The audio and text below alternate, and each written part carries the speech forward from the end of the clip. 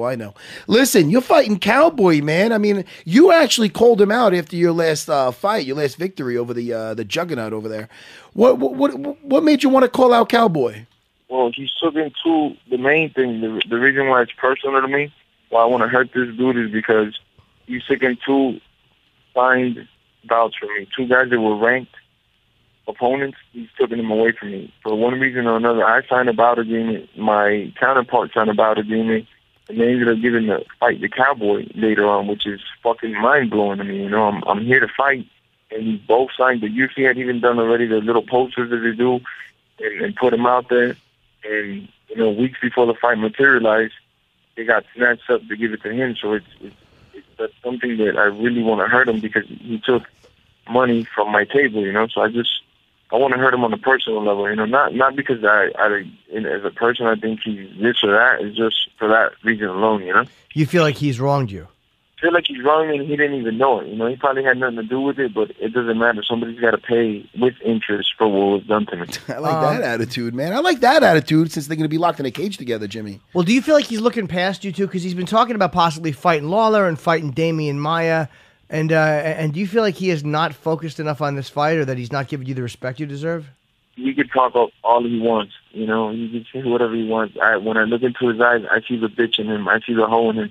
He could try to sell a fight to whoever he wants and this and that, but he's not looking past me at all. If you really ask him himself, he's not sure about himself, you know. You'll see when we go to the weigh-ins, and make sure you tune in. You'll see the body language, and you'll see the hole in him already start to come out, you know. So when you say the hoe in him, do you mean for real, like you think that he's afraid, or do you think that he's what do you mean?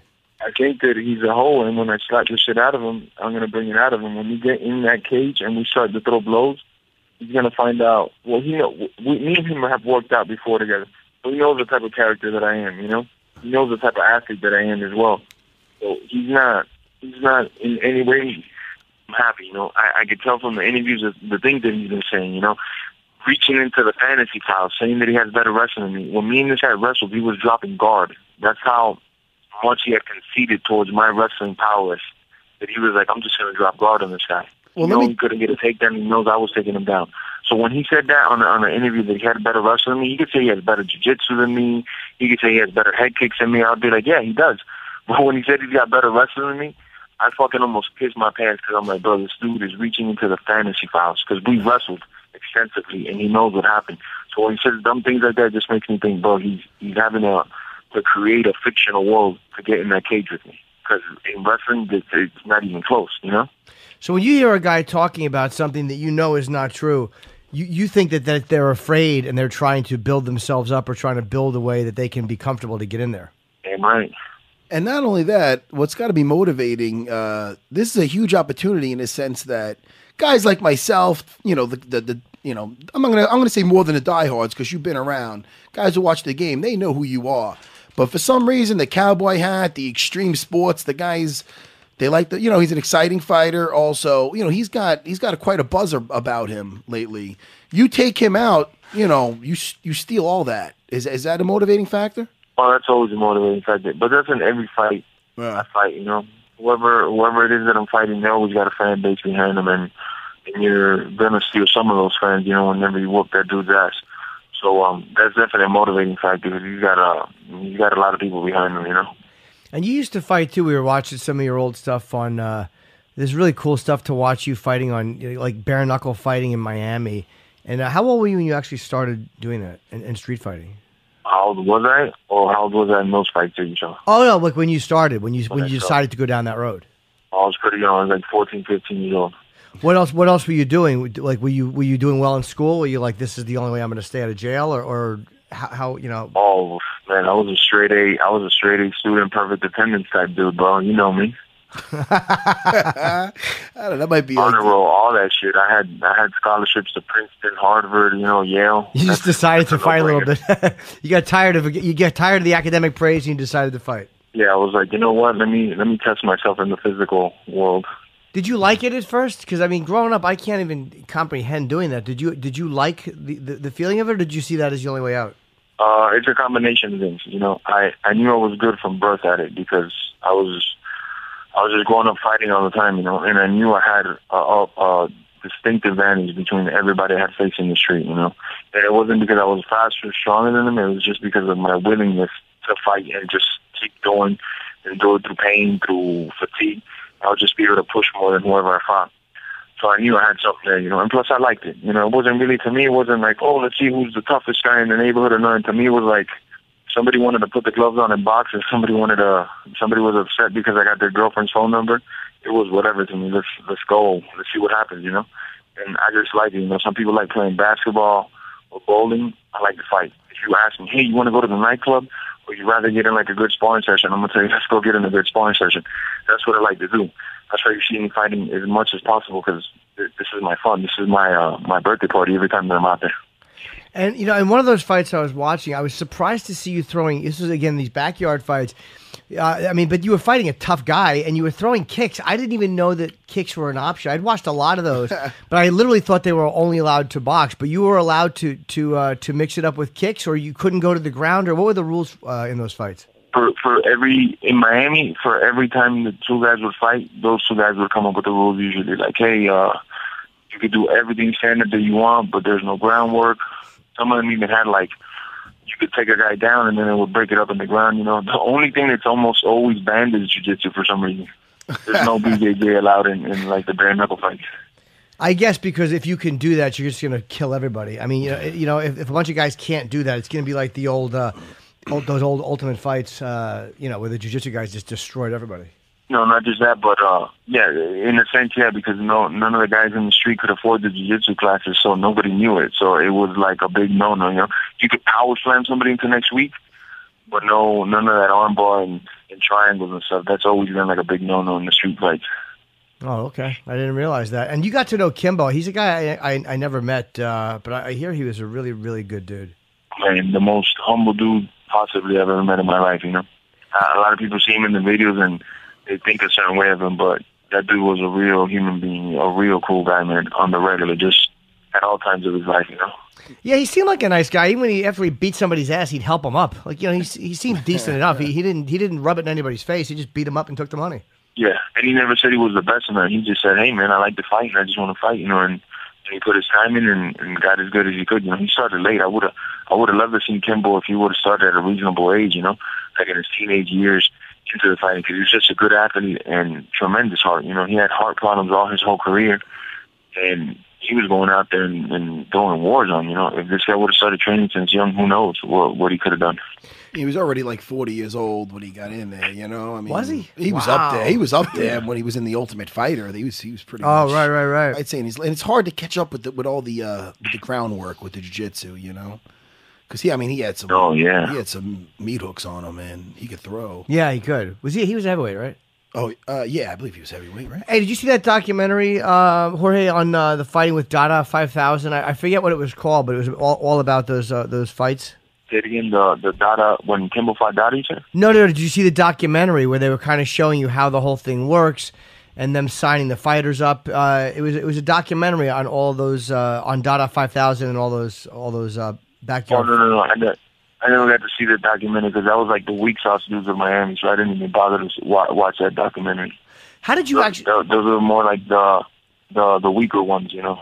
Oh, okay. It's called Dogfight. And how did you actually get into it? Did you want to do it, or did he approach you, or did somebody approach you and kind of set you on that path? Me and Kimbo were training at the same gym in Miami at the time, and basically, I asked him, I was like, hey, man, you gonna get down on one of your backyards? He's like, yeah, I'll give you a call. And I didn't think that he was ever going to call me because time had already passed. And one random day, this was like 3 months later, out of nowhere, he calls me. He's like, hey, would you like to fight?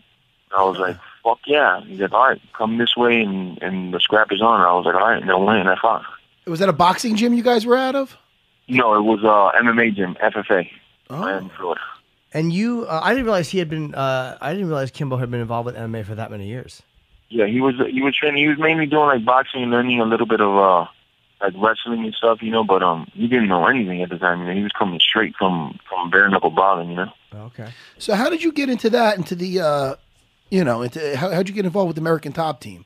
I had a falling out with the gym that I was in Miami, and I had some friends that they were able to introduce me to the head honchos over there, to Dan Landberg Richie Como, Ricardo Labori, I met them, and then they liked me and they took me on board, and since then it's been a perfect marriage. I go in there, I put my hard hat on and get to work. And you've had some criticism, which I'm sure you feel is unjustified, about people saying, well, if he's winning around, he doesn't do what he needs to do. How do you respond to that, or what do you say to that? Because it's been a criticism. I'm not even saying it's a fair one. I'm just saying it's been said. Man, it's tough, because in judging, it's weird, You could throw more than the guy, you could hurt a guy, and still, for some reason, you don't win because you weren't going forward. So, like going laterally or backwards, I grew up. The first thing I ever learned was boxing. Was the first style of discipline that I learned. The first thing I learned was how to move backwards, how to go laterally, how to use their offense against them. So it's crazy that in MMA, when you see a guy that's doing damage going backwards or laterally, they're crucified. But if a guy's just going forward, throwing air ball after air ball after air ball, they reward that system. Now they said that they changed the rules, this and that, but I haven't seen much changes yet in the judging. I'm still seeing some fucked up decisions. Like, how can you watch a fight and one judge have it 30-27 for one guy and another judge have it 30-27 for another guy? Were you watching the same fight? It makes no sense. And they can't even have, like, a meeting with us maybe a couple of days before, like, hey, I'm the type of judge that I'm looking for this, and this. They can't even do that, So it's just like a wild, wild west with the judging, Well, that's a good point. Like when you see two judges that see it completely the opposite way, and you said they can't meet with you, I'm guessing that there's an ethics reasons for that, or it's in the rules somewhere. But is there a way that with judges they can say, typically this is what this guy likes, and somehow make it known without meeting with you guys? Like, you know what I mean? Like, like it's almost like they know, like in umpires in baseball, like, yeah, this guy's a low strike zone, or this guy calls him high and outside, and it's kind of an understood thing because there's a pattern. Do you guys come to understand that with certain judges? No, really, because even the judges themselves, from fight to fight, they change up. I think, like, not that you have to be a competitor, but if you're not in the gym, if you're not watching guys roll, knowing what a dominant position is, and also knowing what just because you take a guy down for like 2 seconds doesn't mean that shouldn't be scored more than somebody landing a clean right hand on your face. Or if you have somebody press up against the cage, but that guy that has the back up against the cage is landing elbows and knees on you, and all you're doing is clapping them up against the cage, that shouldn't mean that they're winning. There's so many things that I look at and I'm like, man, I'm just baffled that these judges get paid to do this. Now, I know I'm for sure going to get crucified for what I'm saying, but I don't give a fuck. It's just the truth. The judges need to be put in through a thorough school of judging of, hey, this is what actually does count in a fight. Not what you guys think that you've seen in a karate movie that works, but this is actually what a real fight is, Because it's just weird. In boxing, you can see guys going laterally and winning fights, or a guy throwing half the punches that another guy threw, and he wins a fight because he did the damage, he's accurate, he's precise. It shouldn't be that you just have to throw more volume to win a fight. Yeah, I don't think that's crazy. I don't think you're saying anything wrong or unfair. I mean, you just want it to be judged. You don't want a guy throwing flurries and not landing to be judged higher just because he's throwing more flurries that are just not landing. Especially if somebody's doing damage, and it's visible damage. It doesn't matter if I threw one and you threw four. If I'm the one that's landing clean and hurting you, it's obvious. Who would you rather want to be? The guy with the busted nose, threw a lot of punches, or the guy that stayed clean? Yeah, well, you have a great jab, you have great body kicks, tremendous takedown defense, and you're obviously how good Cowboy is. Even if you don't, you're not crazy about him right now. You know he's a very dangerous fighter. So I'm looking forward to this a lot. This is a great co-main.